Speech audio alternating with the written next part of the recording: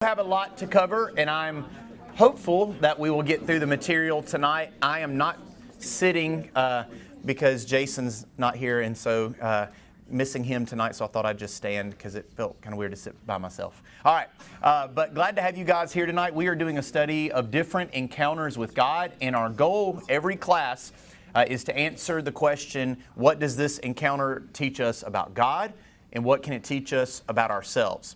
So the past few weeks we've talked about Adam and Eve, Hagar, and today we're going to talk about Abram and Abraham and Sarah.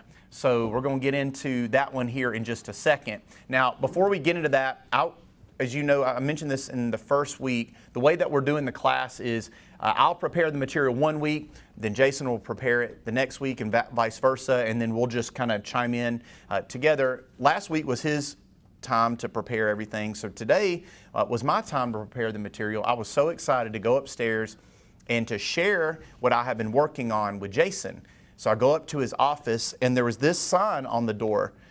Jason is unavailable this week. In case of emergency, he can be reached by calling Sandals Jamaica. Ask for J Money. And so that's what I did. And so anyway, I see him a text. I said, hey, I thought you told me you were going to Mobile Christian to speak, doing the analog faith stuff, that we love to hear him speak on. And he said, no, I'm actually in Sandals, Jamaica at the resort. And I said, are you having fun? And he said, I'm feeling hot, hot, hot, and sent this picture. So that's, all right. Anyway, all right. So let's get into the study. Genesis 15 is where we're going to start in just a second. I do want to give a little bit of background before we get into it. One of the things that's kind of been a common theme throughout all of these, but especially the last one, is facing difficult circumstances, disappointment, hurt, heartache, but handling it in a way where whatever the hurt is doesn't take over, master us, where we can not just grin and bear it, but actually go through it with the right perspective. This is one of those that has a lot of elements to it, but also what's really neat, you see some covenants that are being made in the middle of it that look exactly like what we see in the New Testament with Jesus. So there's a lot of gospel connections in tonight, and I can't wait to share those with you. So I want to give you a little bit of an illustration because y'all know I'm a sucker for one of those. All right. I asked Michelle about this and why this had to be the case a few minutes ago, but when I was learning how to ride a bike, we used to have training wheels. Now one of the things y'all's kids have, my kids have them too, they're pretty awesome, those balance bikes, where you just get on it and you learn that way. Well, the way I used to learn is you had the training wheels and then the training wheels came off and then your dad or mom would do that thing where they would grab the seat, you know what I'm talking about, like run behind you and then just let you go. Well, we lived on Wares Ferry Road. And so where I got let go it was a busier street. And so when he let me go, I was doing okay. But according to them, I did I got it. And then bam, ran into a light pole.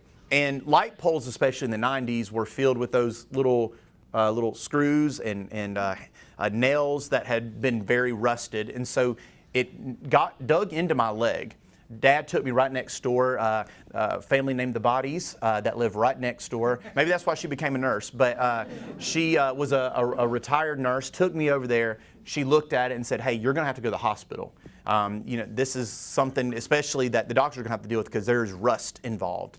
So anyway, I go there and they bandage it up, look at it and all those kind of things. I think even got a shot for that one. Anyway, one of the things that I had to do with it, Michelle told me why, is I had to unwrap the bandage and expose it to air every so often. Couldn't keep it closed. And so that was kind of a challenging thing, and so I would wrap it up, put some ointment on it, open it up. And the reason is that wound had to have oxygen in order for healing to take place. That happens a lot of times with burns. They have to have oxygen in order to heal. But what's interesting about wounds and scars is that while a wound will lead to a scar, have you ever thought about how our approach to a wound and a scar is a little bit different? Have y'all noticed how sometimes we will, or most of the time when it's a wound, we will cover it up? But what do we do with a scar usually? We show it off sometimes. So I want to ask you this question. It does have to do with what we're going to talk about tonight. Why do we hide wounds sometimes but not scars? why do we hide wounds but not scars? And even if you want to give it the answer from a spiritual perspective, go for it. Scars, you've already gone through it. Yeah, you've already gone through it. Yeah, okay. It might be too much to handle a wound. Yeah, too much to handle, all right? You're not vulnerable if you're scarred. Oh, okay, that's true.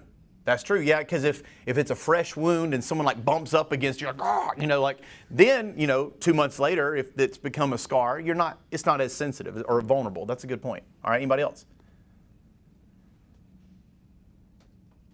Well, two of the reasons that I thought of, one of them was kind of similar to what you guys mentioned, is the thing about a wound, and while we covered up, it's fresh, you know? And especially for us, like spiritually speaking, if a spiritual wound, an emotional wound, we might be okay to talk about it, just like not right now.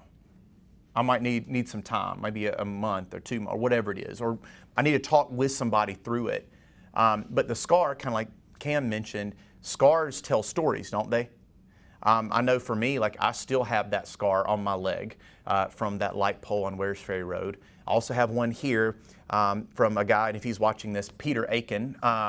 So I was about to get my senior pictures, and we were playing basketball, and he loved his pointy elbows, and he used it right there and just gashed it wide open. And so my senior pictures, we went and got them, and I had a black eye, and so they did this thing where like they photoshopped, my eye from here to here for my senior pictures. So anyway, but I still love to tell that story and to point it out and all that kind of stuff. What I'm getting at is that when we've had some time, sometimes our approach to hurt is a little bit different. And the reason I say that is what you're going to see in this text is the wound that we talked about last week that Abram and Sarah have. But yes, Abraham got the promise or heard it first, but still imagine what it would have been like for Sarah to have to see people all around her get their child, see their answer to prayer.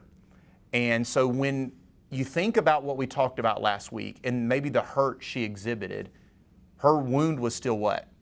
Very fresh. And when wounds are very fresh, it is very easy to kind of have that maybe, to recoil a little bit when we're hurt. And so here's what's neat about the text we're going to look at that sets up the text we're going to look at, okay? And it's important to look at both because they connect a covenant promise. My goal is for us to kind of learn how to learn from Abraham and Sarah about how God can make wounds scars, to where it can be something that, yes, it might have hurt, but something that we can talk about and something that we can use to help even other people. That's my goal tonight as we go through this. So the little background before we get into Genesis 15, this is where we were, Genesis 12. If you remember, God gives Abraham that promise. He said, hey, you're going to be a great nation. And you're going to have, a lot of people. Your descendants are going to be numerous, more than the sands on the seashore. That sounds great, right? And so he ends up going on this pilgrimage. He doesn't get the details. God's not like, hey, I'm going to tell you how everything's going to turn out. He just goes. And as he goes, he's revealed more all along the way. And, we've been trying to connect this to the big picture of the Bible. That's a picture of us, right? God uses a particular people, right? He chooses us to go places, and we're invited on a journey as well. And we don't know all the details, right? It's to a land that we can't physically see, but we're going off of a what? A promise, okay?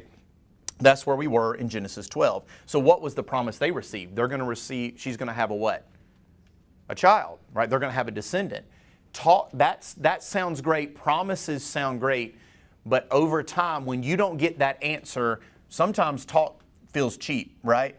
I think at this point, when we're getting close to Genesis 15, it was more like 15 years, but eventually it was 25 years in waiting of trying to get an answer to that prayer. And we know we deal with this with all sorts of things. We can read the promise, but unless we can experience it in our, two-dimensional time, space, whatever it is, there's seats up here and just a few over here if y'all want to join. I don't blame you. It's hard to really believe it. Then we get to Genesis 15. So we carry into Genesis 15 some hurt, okay? And I want us to read this together, Genesis 15, verses 1 through 6. And it says this, after these things, the word of the Lord came to Abram in a vision. Fear not, Abram, I'm your shield. Your reward will be very great. So that's what God leads with. That sounds really good, right? But then verse 2, but Abram said, O Lord, what will you give me? For I continue childless, and the heir of my house is Eleazar of Damascus. And Abram said, behold, you have given me no offspring, and a member of my household will be my heir. And behold, the word of the Lord came to him, this man shall not be your heir, your very own son shall be your heir. And he brought him, notice this detail, outside and said, look towards heaven and number the stars if you're even able to number them. Then he said, so shall be your offspring. And he believed the Lord, and he counted it to him as righteousness. Now, isn't that quite the shift, and very quickly from going, Lord, when you said all this, oh, now I believe. He went from inside the tent to where? Outside the tent. Now, the reason I want to point out a few things here, as you read this text, there's probably a lot of things that stick out, but one of the things that I didn't notice till someone pointed out, I think it was Bible Project talked about this in one of their podcasts, is that in the Hebrew, when Abram's in the tent, there is what is called, they called it like an implied look. That he tells God to look. He's saying, look, Lord, I've been told I was going to have a kid, and I don't have a kid. Like, you look. And as if God is not like the ultimate looker, right? He has a good history of looking. And you think to yourself, like, what would you do in that situation? I jokingly said, I would probably be